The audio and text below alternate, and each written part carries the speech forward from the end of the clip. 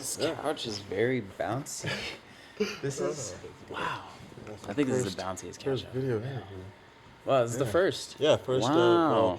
I think maybe second. I did one with like Jason Staten. Okay. Like when I first kind of started, really inexperienced, like through Zoom. Yeah. I didn't know what was going on. Uh-huh. I couldn't name a damn producer to save my life. Right. Hey, it happens. Wow.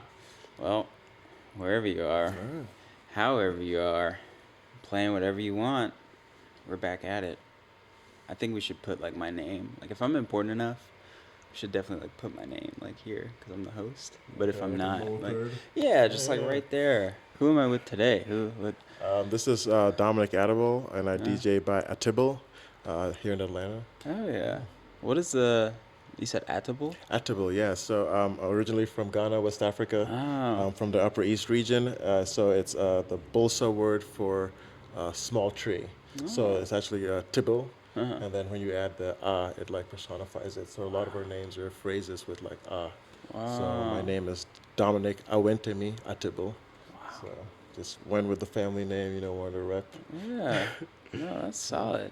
So you played an outstanding set. I think technically one of the more flawless sets I've seen like in person. Wow. Like doing this. Like Thanks. between the transitions, everything, like you kind of just ebbed and flowed and created a real kind of experience. So like how long have you been doing this?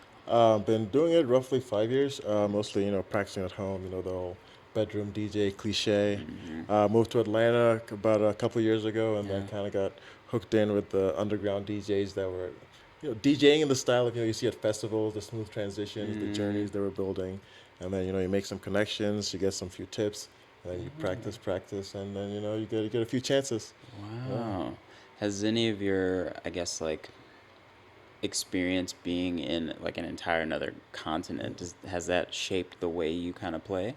I think so. So I mean, I originally came when I was 9, but I know my mom had like a very like wide uh, taste in music. Right. So with me, we would have like James Brown. We would have what's his name? The Simon and Garfunkel. Yeah. We watched a lot of musicals.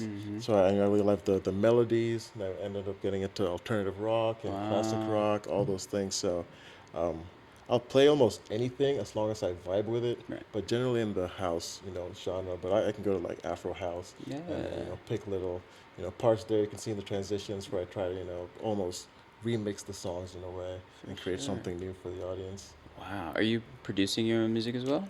I started, so actually, I got into the electronic music scene by trying to be a producer, but literally doing nothing on YouTube, messing around on FL Studio Yeah. till I just stopped. Huh? So I actually just bought a MIDI keyboard. I think from actually a friend of yours.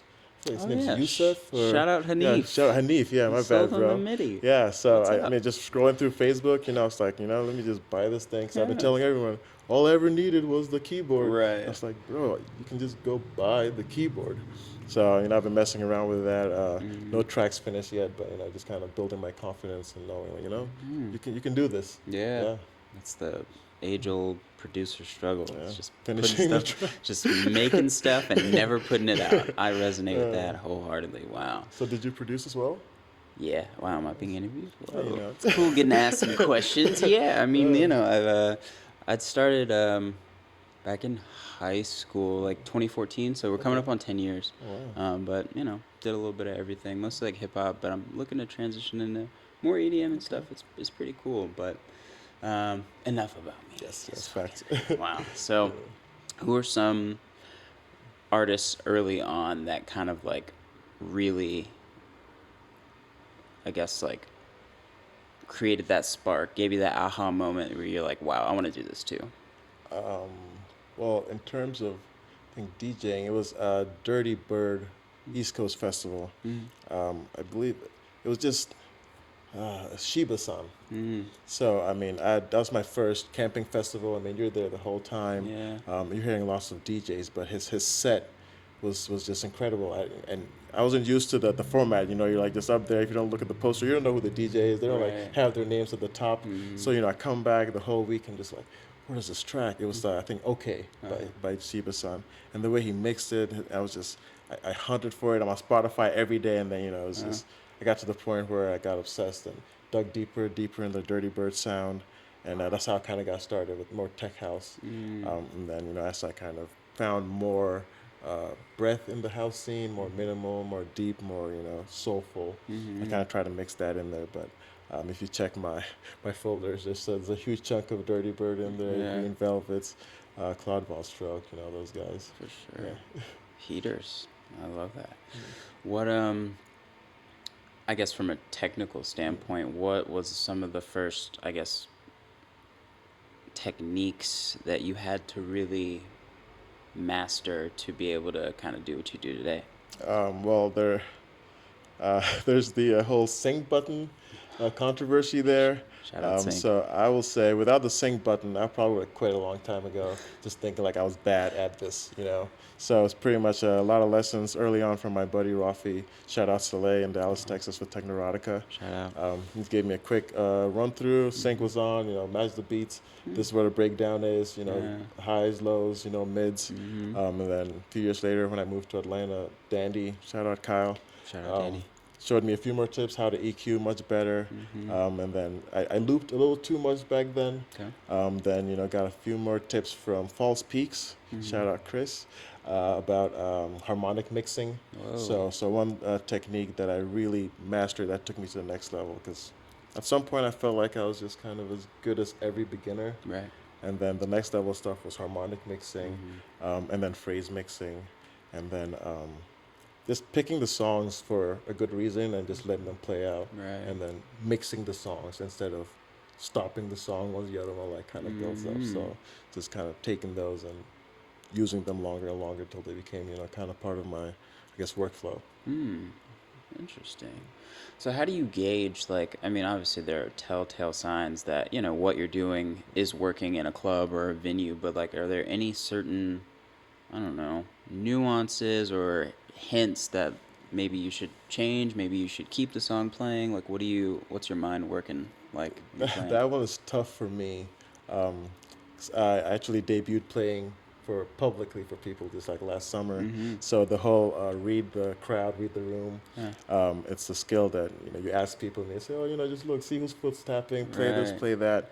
I hope that I'm in tune with the dance floor enough as someone who likes the music, likes the scene. Right. I'm not like playing for I'm not traveling across the country and having to learn a new local crowd. Right. Not So yet. it's just not yet. Yeah. Thanks. But it's just knowing myself and then hoping that people accept the vibe I'm bringing, and then obviously I'm not gonna like, just like dive off into like a whole techno realm You're when right. people are kind of there in the afternoon at 5:30. Right. So it's more like I guess the time, the vibe, and the amount of people willing to get on the dance floor. For sure. Have you had an experience so far where people just absolutely were not picking up what you were putting down? Uh, so I don't know if it was the people, but I had an opportunity to play at a gym. So Like a workout gym. It was like a workout class. It was just like to help some people out. They needed someone to perhaps do like a residency. Like, oh, you get a free membership, and I was like, let me go see what this is like. So the instructor was faster, faster, faster, and it looked. And I mean, that's what you expect. Everyone was having fun. Right. And then I get a call. They're like, yeah, we wanted more house, less techno. Oh. But I think the silver lining of that was literally the day before my Arcadia set, and I brought that energy to my closer, and I think it really killed. Yeah. But usually one thing that doesn't work for one crowd can totally, like as time of day and the amount of people that are just ready for that vibe, and same day, different time, different place, it killed. For sure. Yeah. Wow. That's good advice too, and really good insight. Always somebody or a demographic that's always Yeah. looking for it. So I mean, that's one thing I learned. It wasn't about maybe changing myself. It was about finding a different space. Yeah. Wow. Love that. What but you play like a lot of different places. You're involved in a lot of different things. Connect, Frisky yeah. Whisker, like you're just a bunch of clubs. Like, can you Yeah. just shout them out? And Yeah. So first of all, shout out Bozzy and Friends. He was like one of the first people that was like getting me out. Guest list and stuff. Alley Cat, Takeo, Jeremy, those guys. Definitely put me on in terms of just being behind the scenes. Doing load in, load out, learning what the heck an XLR cable was. Right. Connect. Jimmy. Kevin, Ahmed, Vitor, other resident DJ. Mm-hmm. He's one of the guys that's kind of allowed me to kind of get Connect going in such a big way. You Mm-hmm. can't really just be the only DJ in your collective. Right. We have managerial sense. We got projection art. We've got a whole bar being run by Ahmed. Mm-hmm. Who else? Frisky Whisker Ernesto, Mm-hmm. mentor to me. He was the one that kind of took me to the next level where I was comfortable to get paid to play. I knew I Right. was gonna mess it up. Yeah. Bobby Slavskovsky at Mid City, giving me a couple of chances there. Dandy for sure booked me for Crazy Atlanta, Mm-hmm. Arcadia. Just a whole lot of names. It's Mm-hmm. if I can remember a few more. Rafi Saleh again, Technoerotica. Mm-hmm. Chris False Peaks with Desires. Um, Dang, dude, that's a lot there. Oh. I think yeah, there's a lot more. If you know Oh who you shit. are, send me a DM and I'll shout you out in the comments. Right. That's so. How do you juggle like being kind of everywhere with so many different people? Like, how's that? It started when I moved to the city. So I didn't really pick a scene. Mm-hmm. So I mean, I used to live, the apartment right before you get to district.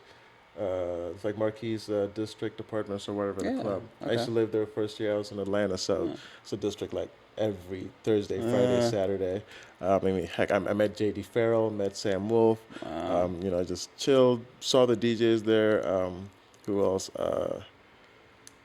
Lincoln Hawk, Mm-hmm. I know him. Trippy Hippie.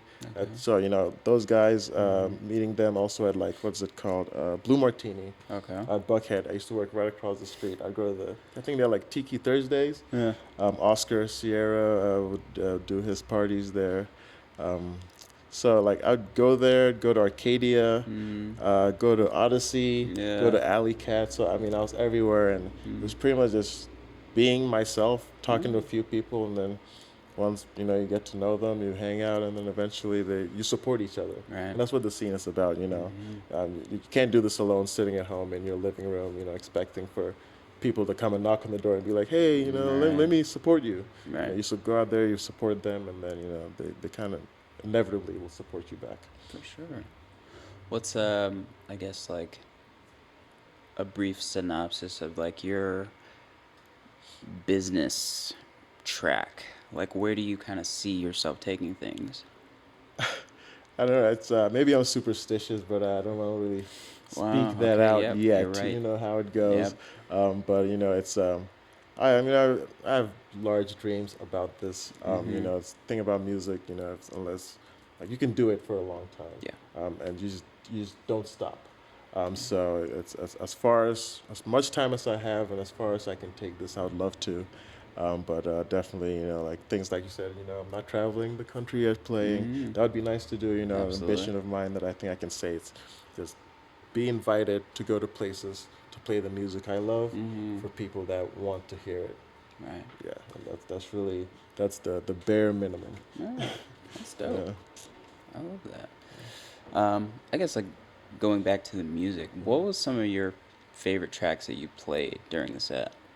So there's the track Pacer. I think yeah, you we posted the social media one of that. Mm-hmm. That one is so when I started getting more tips from like the better DJs, Mm-hmm. my sound changed. I started picking tracks that flowed a little bit more, Mm-hmm. built more of a story. Mm-hmm. So that track was like one of the first ones that I found it and it was like, aha, this is Mm-hmm. my groover or whatever. Right. So it kind of opened my mind to other types of tracks in that way. The other one, I think, the second track I probably played was "God Made Me Funky." Mm-hmm. It's one of the tracks that I recently, found is kind of like my new summer sound. Yeah. It's a lot of the James Brown, vocal Mm-hmm. over the nice bass groove. Mm-hmm. I'd say those two particularly stood out, and I think another one Libra. It's in there, can't around the middle, but definitely those three tracks. For sure. No, they were all solid. I Yeah, feel well, I like you appreciate it. did a good job of like flowing through. We got a little bit of everything deep, Yeah. minimal, tech. There was a little bit of kind of techno influence. It got a little darker, and I then you brought it did. back up. Like I was like, wow, this is. I think yeah, that song's probably integration. Yeah, that Mm, one got a little I was wondering how I was going to bring that back, but Yeah. that's you just keep scrolling until you find the track that will work, or we end the we end the set. Right, yeah, just backspin, turn it off. Party's Uh, over. yeah. Wow, that's dope. So what's like something like people don't know about you as a person? As a person, Yeah. Got any uh, weird hobbies? weird Food hobbies. pairings? Well, my favorite food is rice balls with peanut butter soup. Oh, So it's a Ghanaian dish. yeah. So it's really it's almost like how they'd make like sushi. The rice is really sticky, like a Yeah. big ball, and then it's like it's a light tomato soup with a deep peanut. Well, it's like a groundnut paste, so it's Yeah. not just like Jiffy or something. Uh-huh. So you just kind of make the soup. You have your meats in there, and then you have rice balls and peanut butter soup. That's Yeah, solid. yeah. My mom makes the best one. Wow. Yeah. Sounds like a great name for like an album or something. Rice balls and peanut butter soup. It's a little wordy, but hey, we'll make it work, Wait, dude. RBPS or something? Yeah. Wow, that's Uh, dope. What do you do, like, I guess, like day to day? Like, what do you. Day to day, so I'm a user experience designer. Wow. So I actually graduated with an industrial design degree for product design for Oh, manufacturing, and then I actually came to Atlanta to work for a startup doing interface design for their machinery. uh-huh. So I'm doing that in Atlanta Tech Village with some friends on a few startup ideas. So Yeah, it's kind of exciting, working on websites, working on products, and just being creative in upcoming tech. for Yeah. sure. It's dope. Do you find it's a good balance? Because I feel like a lot of people work in tech that like kind of DJ on the side. It's weird. Like I'd go to festivals. I couldn't throw a stone without hitting an UX designer or an industrial designer. I'm like, and they're also DJs. And I'm Yeah, like, I think I'm in the right place. for sure.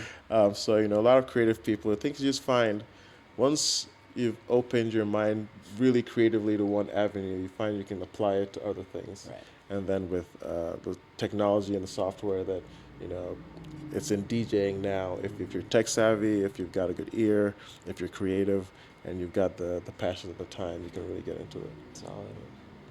So the work-life balance must be pretty sweet, right? Oh 'Cause yeah, you're all in tech. I it's, mean, it's. I mean, right now I'm even really thinking of just redesigning some of these decks and come on, like Pioneer. Come on, guys, where's Alpha Theta? yeah. We need some new form figures. Let's do something there, but All right. it's just for fun.